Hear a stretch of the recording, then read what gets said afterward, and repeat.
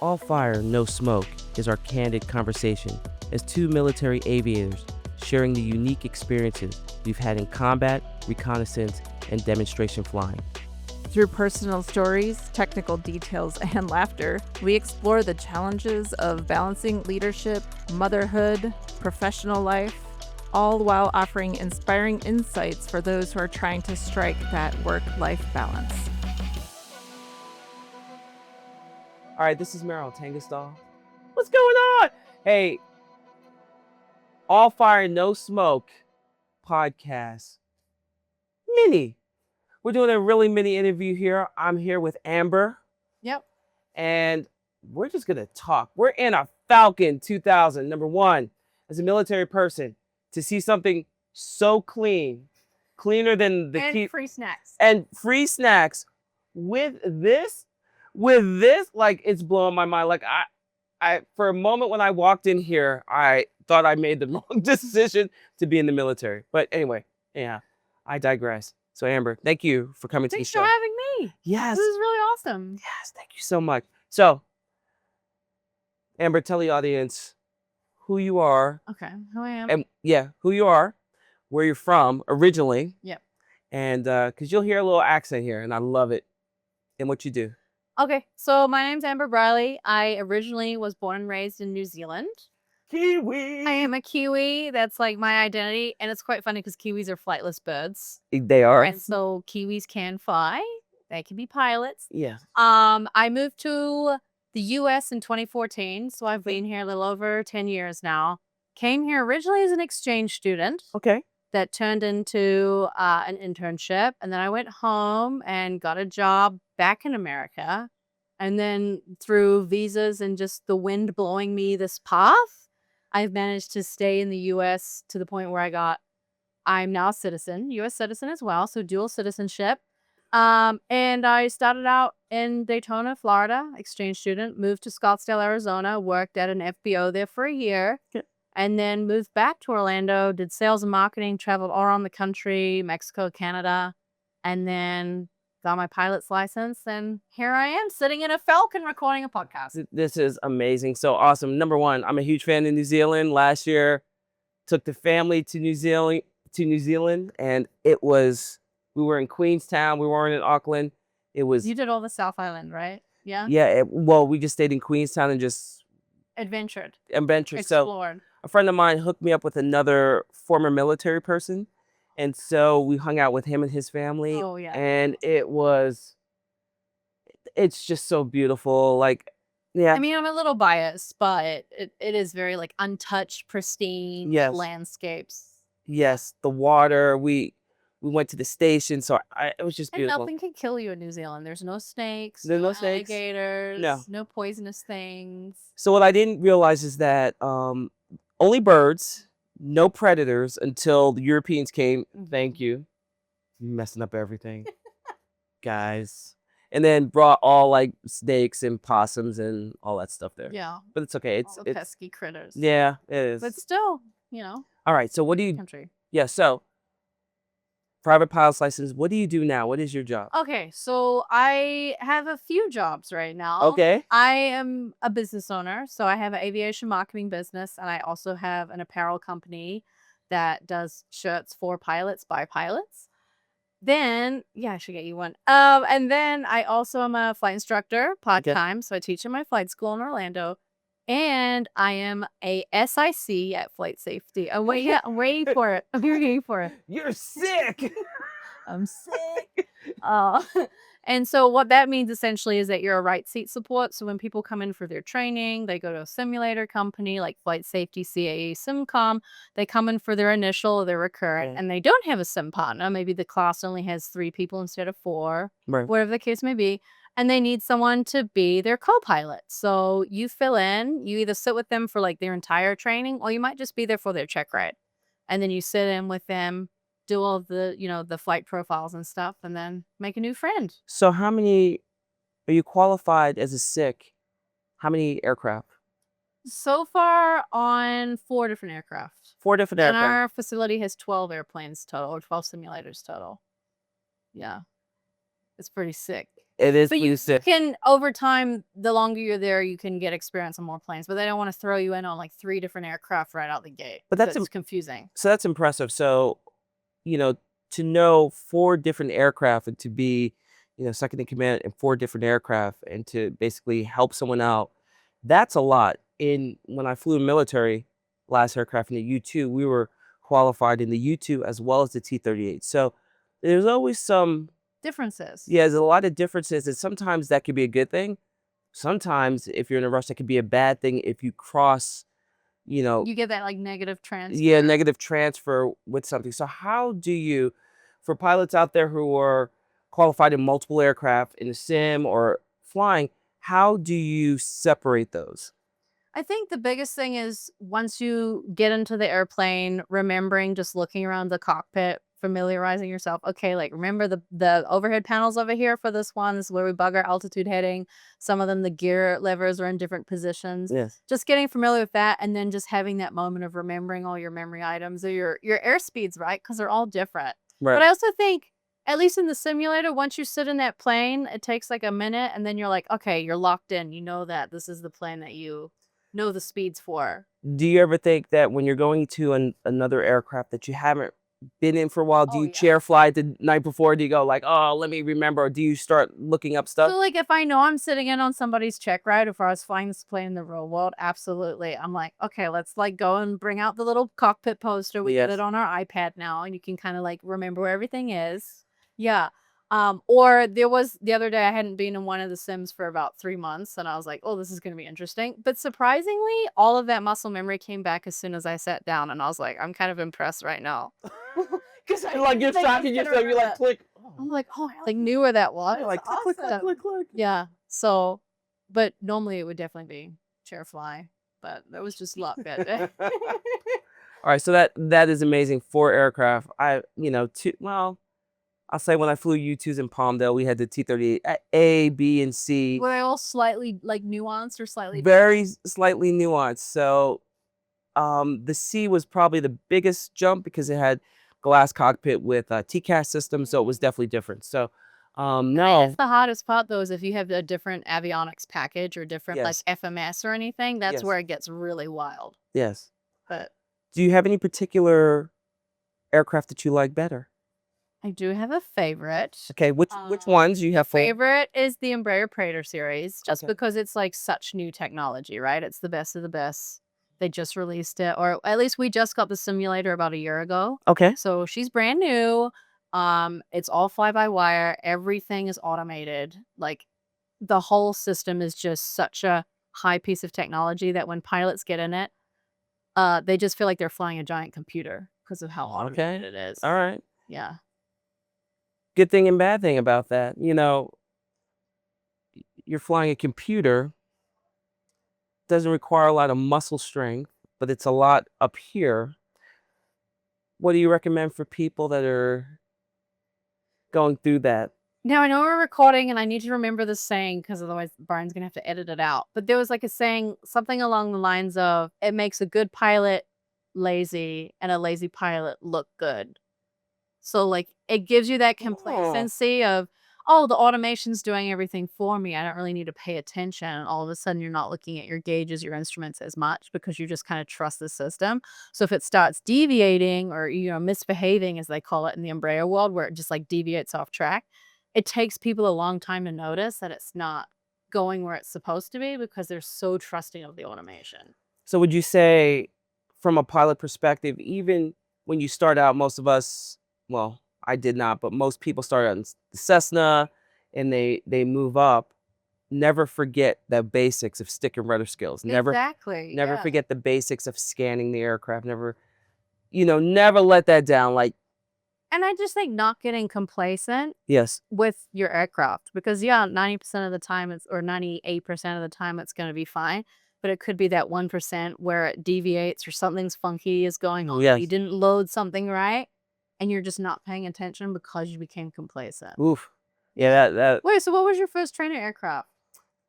I started in the military. I had 0 flight hours till I got to the Navy. So the T-34 was the first aircraft that I had my first couple of That hours. was like aerobatic too, right? Oh, the teeth are, yes. So you're like going upside down if you wanted. Absolutely. My first flight, my instructor at the end, he's like, "What do you want to do?" We did everything.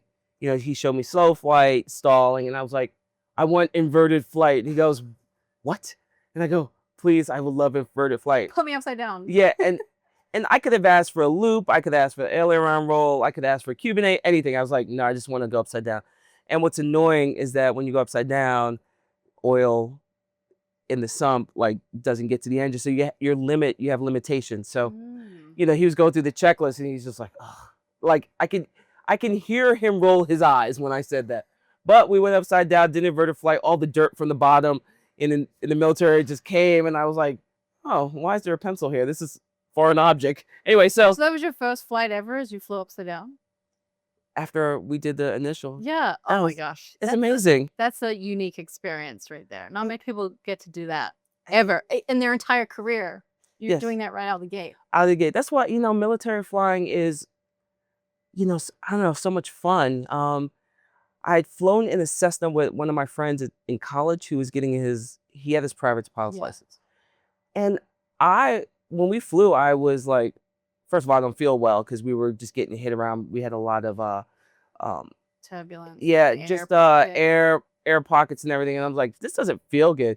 And then also I was like, it's really slow. So I was like, I don't know if I'm really I going want to to do. go fast. I want that adrenaline rush. Yeah, so I know I have a little bit of a problem when it comes to that. So At least you knew what you wanted right out the gate. I did. So flying upside down, doing aerobatics, being in the T-34, which was aerobatically capable, and you can have fun with it. It was fun. So I have a question. Yes. So is the U-2 a single pilot airplane? Yes. So how does that transition feel going from being with your trainer, and then I assume you do a lot of solo flights in a T-36, to jumping in a U-2 for the first time? Okay, so the T-34 T-34. was in the Navy days. So Oh, eventually, gotcha. as I came back, the Air Force and Navy bought the T-6 to replace the T-34 for the Navy, the T-37 for the Air Force. Okay. So I flew that.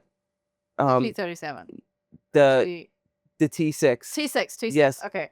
I flew helicopters before, so I was in the crew aircraft.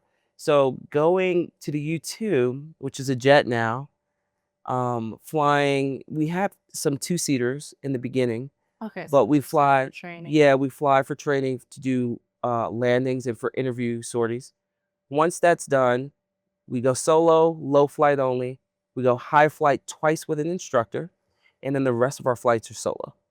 So That's so crazy to think. Compared to civilian training where you're flying with your instructor for a Yes. minimum of 20 hours. This is just like yes, two flights. yeah. So the great thing is that to go to the U-2 program, you have to be a previous instructor. You have to have, at that time, I think it was 1,500 hours. So it was, it was pretty easy Yeah. transition. Yeah. Okay. And the fact that I'm flying by myself, I call the YouTube community, or we say it's the land. I say it's the land of the not quite right. There's something wrong with you if you want to fly solo all the time and you're perfectly content.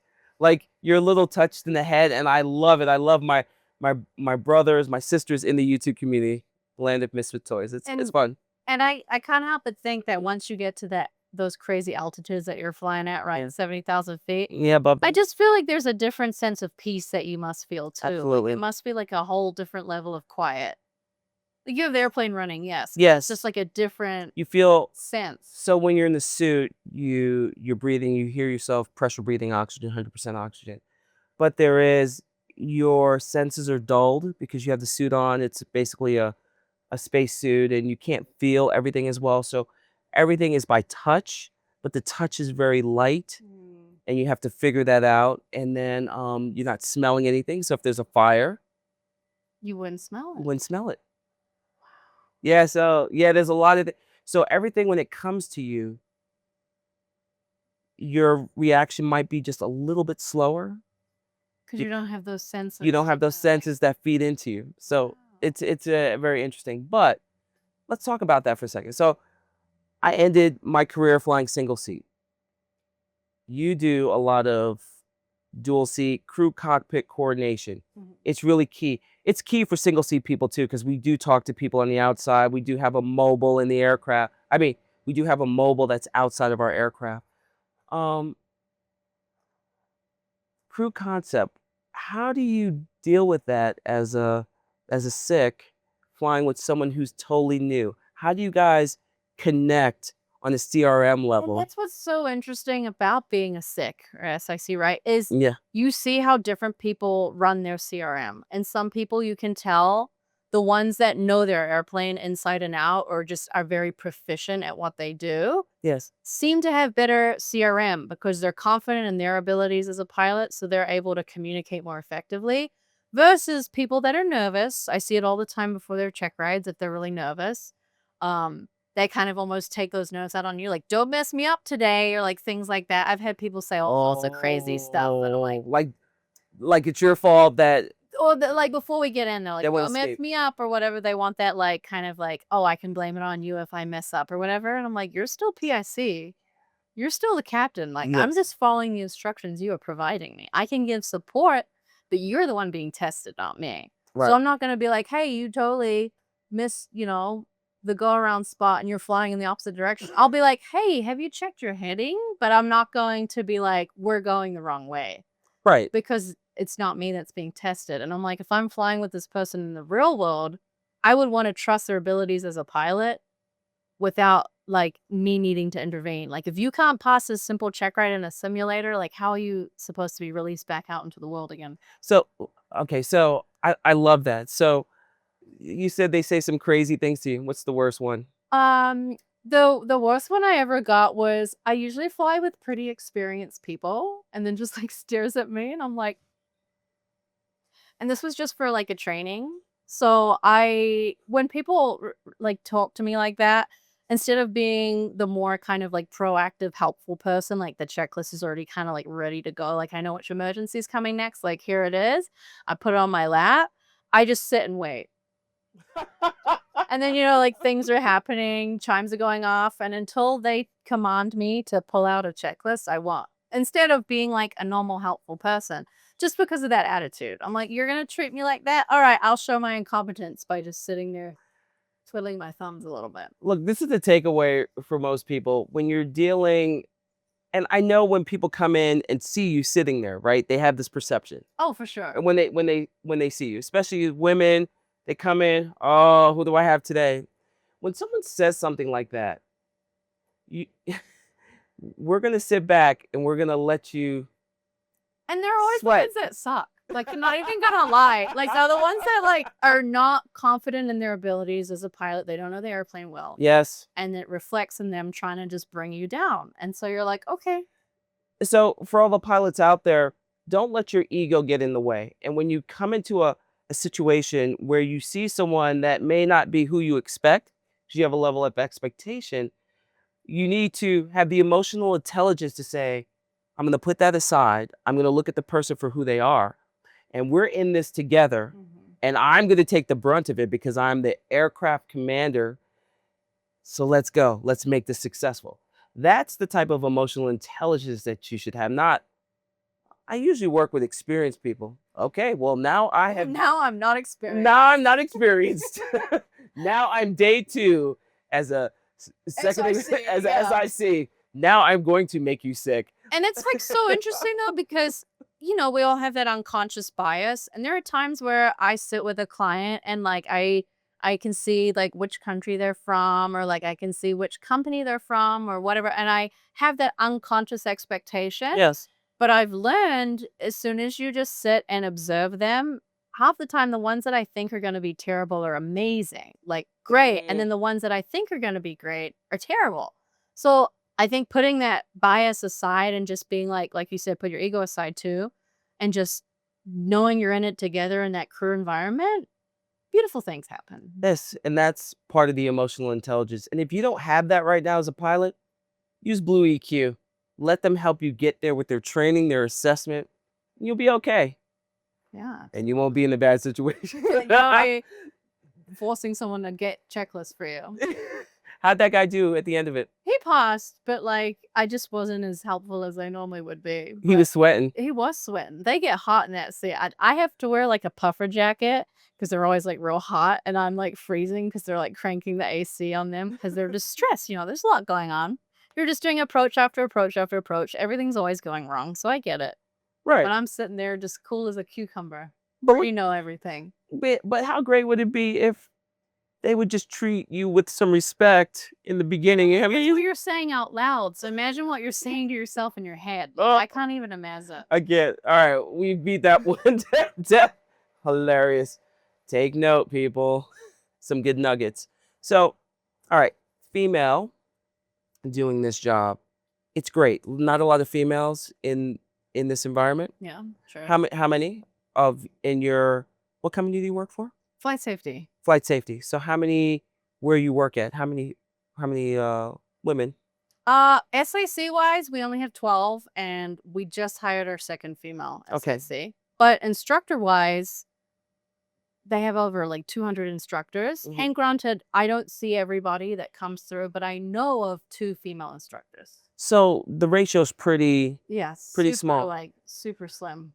So what would you tell young girls or young women who might not even think this is for them? Maybe because they haven't seen anyone and they think the aviation field is mostly men, whether they're turning wrenches, whether they're sim instructors, whether they're second pilots, wherever. What would you tell them? I think it's about finding your community. So I think a lot of the times we don't know these opportunities exist. So Mhm. first and foremost, getting involved in a community, whether it's Women Aviation, OBAP, NGPA, any of those, Yes. finding your people. And that's how you start learning about these different careers, because you meet someone that works as a U or was a U2 pilot. You know, like I didn't know U2s existed because I'm from New Zealand and I know nothing about American military. But like then you get exposed to more because you're in a community of like-minded individuals who all have slightly separate goals and ideas of where they want their career to be, but then you get exposed to business aviation, Nice. all these different opportunities. This is business aviation. Had I known, There's still time. there is still There's like no age limit on business aviation pilots. no age. There's an age There's limit. no restriction on age if you fly for 91. You could be 90 years old as long as you got your first class medical. I'm just saying. You know what? I got a long life ahead of Some me. like 80-year-old pilots rolling around. One of my clients, so I do personal training. One of my clients, he has a Cessna 182, glass cockpit, beautiful. He is 81, See? and he's good. Never too old. He's good. He's sharp. He's feisty though, lifting weights. Anyway, we'll digress. You need to bring him on later. Oh no, we do not. He is unhinged with me. He becomes like I'm like, I get scared what's gonna come out of his mouth. That's amazing. But again, it shows that you could have a young pilot that's newly experienced, like new to the job. Yeah. That's so proficient. They know that airplane inside and out. They've chair flown it all day, every day, and they're so squared away. And I even hear from instructors from time to time, oh, we had this young guy come in. He must have been about 20, and he was the best pilot I've ever seen, because they have that bias, and then they're blown away by this like young kid's performance. Yeah. Some of the old geezers get complacent, but then you have the really sharp guys, like your 182 fella. Yes. Yeah. He won't see that. He'll won't let me live it down. All right, so let's talk about some family life. Okay. Is that okay? Yeah, go for it. All right, let's married, single, Married, married. wonderful wifey, who's a straight trooper. And we have like it's so funny because we have like similar career trajectories. Like we seem to like hit major milestones at the same time. So we're kind of like trending in the same path. Like she won IACP, International Association of Chiefs of Police 40 under 40. That's a lot of words. I know, International Association of Chief of Police. Okay. Their organization. She won 40 under 40. Congratulations. And then a year later, literally like 2 days apart, like to the day, I won 40 under 40 for MBAA. So just you got to have someone in your corner that supports your dreams. Absolutely. Yeah. So you guys support each other. Yeah. If you want to do great jobs, to take away from this, you have to have a support system. You just have to have a strong support system. There's a couple of interviews I just did recently at WAI. One lady's Stephanie's son, 4 kids under 7. Like one's in the oven baking. Freshly Fresh. made. Freshly made, still going, percolating. And she's a captain in 737s. Like, the support system is big. It doesn't have to be family members. It doesn't have to be a spouse. It could be friends. It could be the organizations that we talk about, Community. the community. It is all, like, community is what gets people to that next level.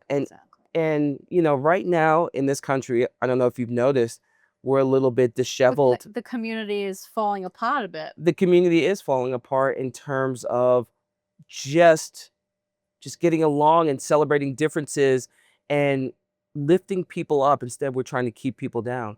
And you could say many reasons why that's happening, but at the end of the day, it's up to us as individuals to keep that community strong and look at people who want to go in a certain direction, in a positive direction, uplifting other people, doing certain things and accepting them and making them feel like part of the fold.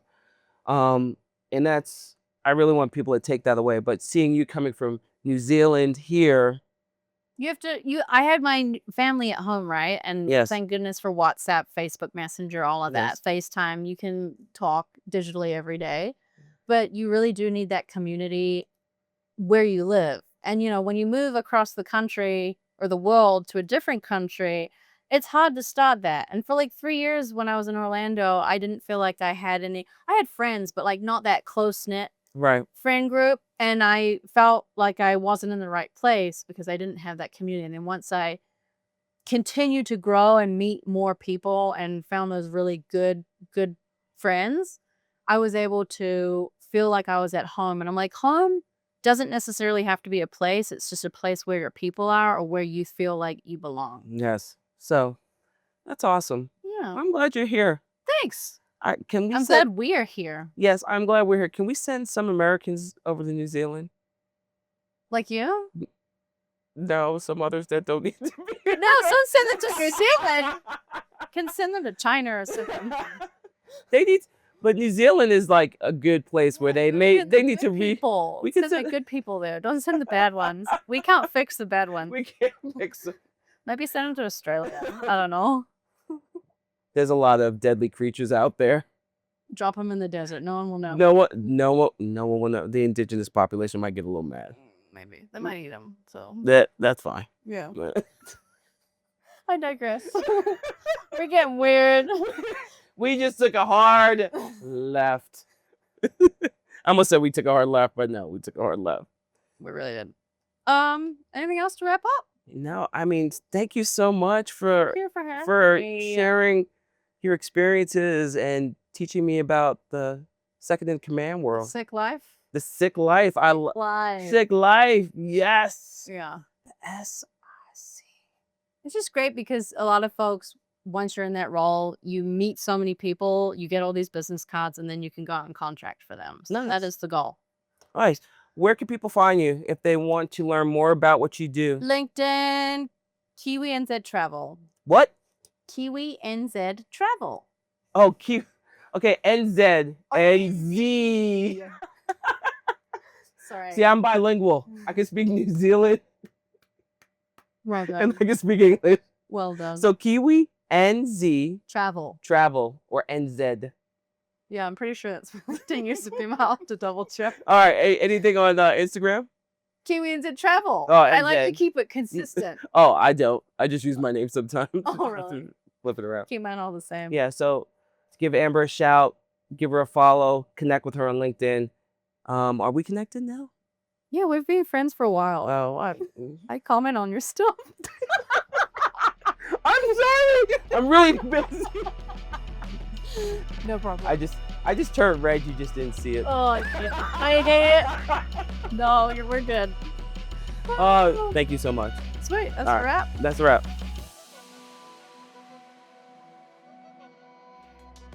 The views, thoughts, and opinions expressed by guests on All Fire No Smoke and their own do not necessarily represent the views and thoughts and opinions of the All Fire No Smoke production team, including hosts, producers, directors, and consultants. The content presented here is for entertainment and general information purposes only.